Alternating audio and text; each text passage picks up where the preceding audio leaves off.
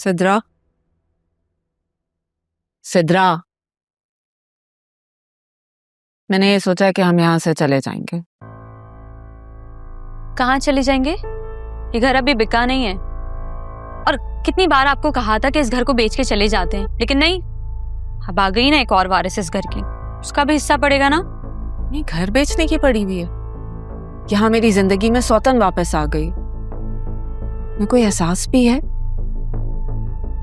अम्मी, आपको और अब्बू का ना जाती मामला है। मैं कहीं नहीं जाऊंगी जब तक ये घर नहीं बिकेगा। और जरा बताइएगा, हम जाएंगे कहाँ? कहीं भी चले जाएंगे। कल रात उस औरत की खातिर मुझे थप्पड़ मारा है। ये भी कहा है कि हम यहाँ से चले जाएं। और आप तैयार हो गए अपने घर छोड़ के जाने को? हाँ अम्मी, आप भी कमाल करती हैं। साथ धक्का देकर आई ना मैं आपकी सौतन की बेटी को। मजा आ गया। कब? कहाँ पे? कब, क्या, कहाँ, ये सब छोड़ें आप और ये सोचें कि हमने इस मुसीबत से कैसे निकलना है। क्योंकि मैं तो इस घर को छोड़ के कहीं नहीं जाने वाली। आपको जाना है ना, आप जाएं, खुशी से जाएं, मैं नहीं जाऊंगी। मेरे सर पे चढ़ के नाचती थी कि तुम्हें जाना है जाना है। अब मैं कह रही हूँ तो। हाँ, तो आपकी तरह बेवकूफ़ी नहीं कर सकती ना मैं। काशिफ नहीं, कहाँ जाएंगे हम? कोई एक रिश्तेदार आप बता दें कि जो हमें रख सके। है कोई? एक खाला है आपकी जिनका खर्चा आप खुद अपनी सैलरी से निकालती हैं। मैं कहीं नहीं जा रही जब तक काशिफ नहीं आएगा। अच्छा ठीक है, तुमने काशिफ से शादी करनी है ना, तो उससे बोलो जल्दी करे और तुम्हें लेके जाए ऑस्ट्रेलिया यहाँ से।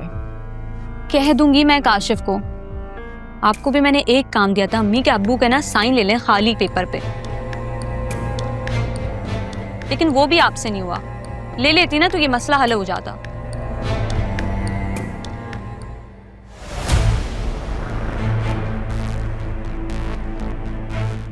कितनी आसानी से कह दिया कि चले जाएं, वहीं में चले जाएं।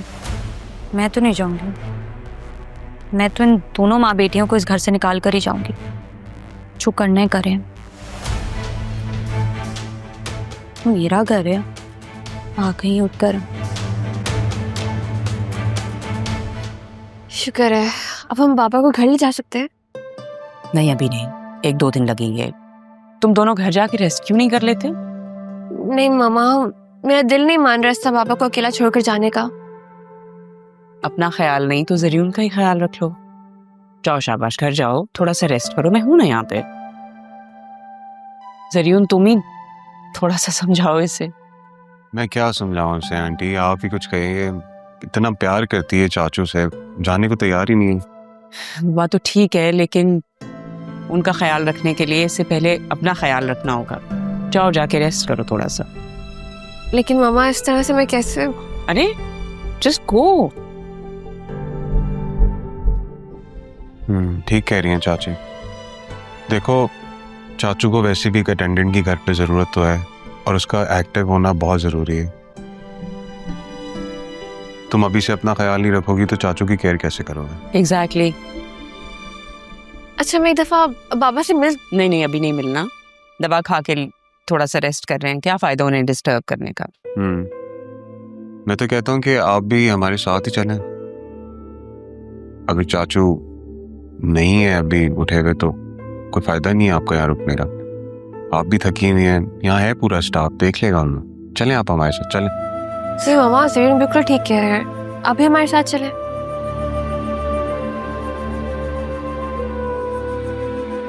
ठीक है, मैं सामान ले लूँ।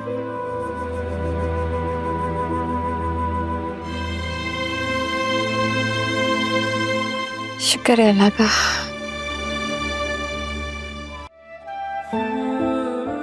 तो ये है वो घर जिसके दरवाजे से मुझे लुटा दिया गया था, जहाँ मेरी माँ को पनाह नहीं मिली, वहाँ मेरा बाप हम दोनों को ले आया। जहाँ मुझे छोड़ कर गए थे वहाँ से ऐसे निकाला होगा, ये तो मैंने कभी सोचा ही नहीं था। जालिम ज़माना हर एक निकला है अपना बेगाना।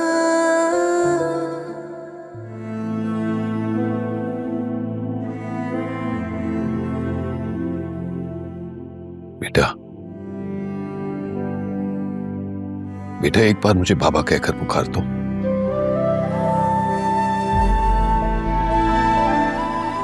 शायद मेरी दिल का बोझ हल्का हो जाए।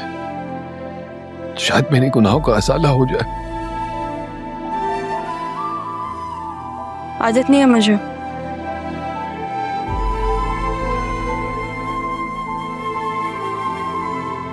फॉर्म्स होते हैं ना जिन पे गार्डियन लिखा हुआ होता है,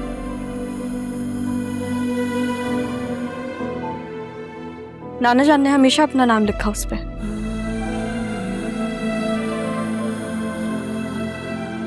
मैंने कभी नहीं पूछा क्यों, क्योंकि बाप का होना या ना होना इस चीज का एहसास था ही नहीं मुझे। मेरे इर्द गिर्द तो हमेशा मामू और नाना जान ही थे। बेटा मैंने ये सब कुछ किया क्योंकि मुझे लगा कि मैं मजबूर था।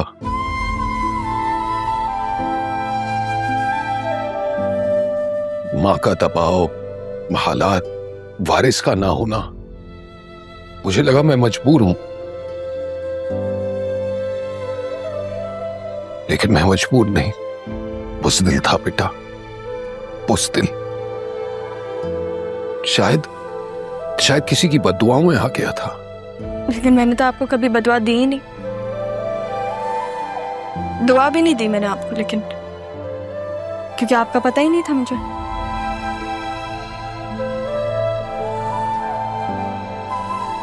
जब मामू को देखती थी ना बतूल के साथ, तो एक इमेज बन गई थी दिमाग में कि शायद हर बाप ऐसा ही होता है।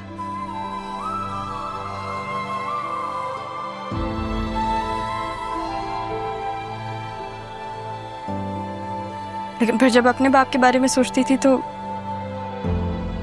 कुछ जहन में आता ही नहीं था। और इत्तेफाक देखो, अदील साहब को मैं पिछले 13 सालों से जानता हूं। मैं तो कभी तसव्वुर भी नहीं कर सकता था कि मेरा उस शख्स के साथ कोई ऐसा रिश्ता निकलेगा।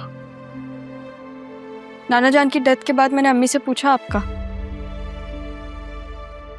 उन्होंने मुझे कहा था कि जिस इंसान ने तुम्हें 2 लम्हे देखना गवारा नहीं समझा, तुम उसको क्यों जानना चाहती हो।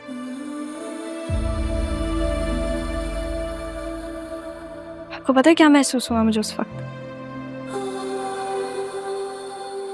कुछ नहीं।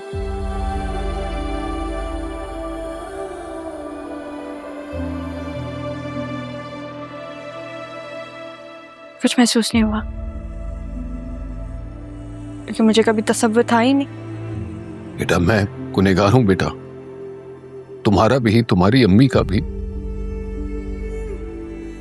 मैंने तुम्हें कभी देखा तक नहीं, नाम नहीं दिया, तुम्हारे साथ कोई वक्त नहीं गुजारा। मैं बस माफी मांग सकता हूं बेटा। मैं इस उम्मीद से कि मेरे नाम को, अपने बाप के नाम को एहसास दे दो। मैंने आपको बता दिया ना कि मुझे आपकी किसी चीज का एहसास नहीं है, सिवाय उसके कि जब मेरे सारे अपनों ने मेरा साथ छोड़ा तो भले अपनी गलतियों के कफारे के लिए आपने मुझे अपना नाम दिया। और जहाँ तक माफी की बात है तो वो आप अम्मी से मांग लें, अगर वो आपको माफ कर देंगी तो समझो कि मैंने भी आपको माफ कर दिया। बेटा यही मेरे लिए काफी है कि तुमने मेरी बात सुनी, समझी। अब तारा चाहे मुझे कोई भी सजा दे देना, मैं उफ तक नहीं करूंगा। लेकिन बेटा बस मुझसे राब्ता ना छोड़ना। मेरी इस थोड़ी सी जिंदगी में मुझे दूर मत करना बेटा, और खुद भी